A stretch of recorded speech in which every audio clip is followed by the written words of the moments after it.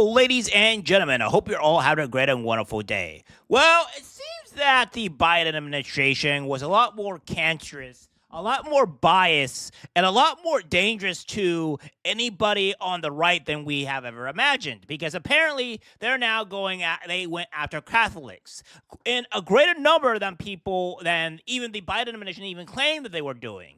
So obviously, it goes to show that this is insanity here, and how the Biden administration catered to one side and one side only, and they didn't give a crap about anybody else that was part of the MAGA movement, right? So again, that's the insanity that we have here. Now, I will say I am not a very huge religious person, so you're not going to get me crying or doing whatever the Catholics. However, I will say this, that I am a person that says you have the right to express your religion, you have the right to go to church, you have the right to do all these things because that is the First Amendment and that is what we allow in our country.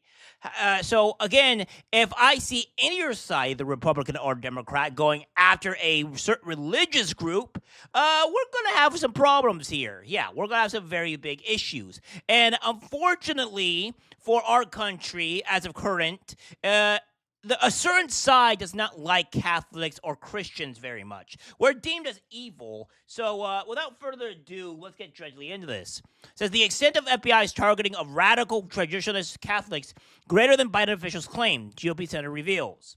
Says documents released by Senator Chuck Grassley on Tuesday appear to contradict former FBI Director Christopher Wray's claim that a controversial 2023 memo targeting radical traditionalist Catholics was a one-off and the work of a single borough to field office. Extent of FBI's targeting of radical traditionalist Catholics greater than Biden officials claimed, GOP Senator reveals. The Biden-era FBI chief told House lawmakers in July of 2023 that the memo, which described the purported overlaps between Catholics who oppose abortion rights and would-be terrorists as an opportunity for threat mitigation and source development, was a single product by a single field office. However, the new FBI files obtained by Grassley show the borough produced at least 13 additional documents and 5 attachments that use anti-Catholic terminology, as well as a second memo updating the FBI's Richmond Fields office case against radical Catholics. Goes on to say here that the director's Wray's testimony was inaccurate not only because it failed to reveal the scope of the memo's production and dissemination, but also because it failed to reveal the existence of a second draft product on the same topic intended for external distribution to the whole FBI. Grassley wrote in a letter to current FBI Director Kash Patel on Monday demanding more documents. The second FBI memo released by Grassley was also drafted by the FBI's Richmond office and repeated the unfounded link between traditional Catholicism and violent extremism. Goes on to say here, the backlash over the whistleblower disclosure of the initial memo led the Richmond office to never release a second version, according to the Iowa Republican. However, the first anti-Catholic Richmond memo was widely distributed in February 2023 to more than 1,000 FBI employees nationwide to Grassley findings. This raises serious concerns that the FBI field offices may have relied on the Richmond memo and placed groups in their areas of responsibility under suspicion based on reporting from the deeply biased sources used in the memo, the senator informed Patel.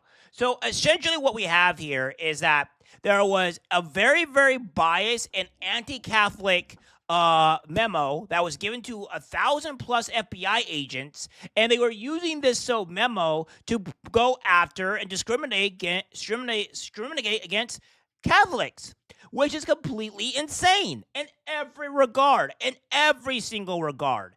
And this is just not acceptable because, again, here in our society, we can't go and criticize the Muslim community, the Jewish community. We can't go criticize any other religious group.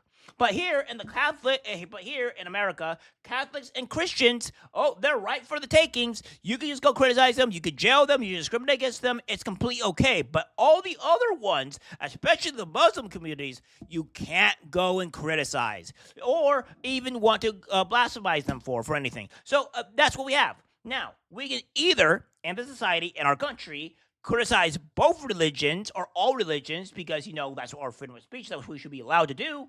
or we're just gonna just pick a certain religion that's just not allowed here, and that's the A-OK thing. We're just not gonna allow this. That's insanity. All right. So again, I have a problem with religion, and the reason why I have problems with religion is just mostly due to the fact that I seen it do a lot of harm in terms of how radical people can get. I mean, if we go look at the Muslim religion in particular, you have a lot of Muslims that are going off of whatever, either the false doctrine or real doctrine, whatever, the Quran, and that's what the Muslims are going after, or at least learning in their religion, and now it's got to let them do insane things, right? So again, I don't see how this religion is remotely even good. Now, if people want to be religious or what have you, by all means be religious. I don't care. That's up to you. If you want to be that or what have you, by all means do it.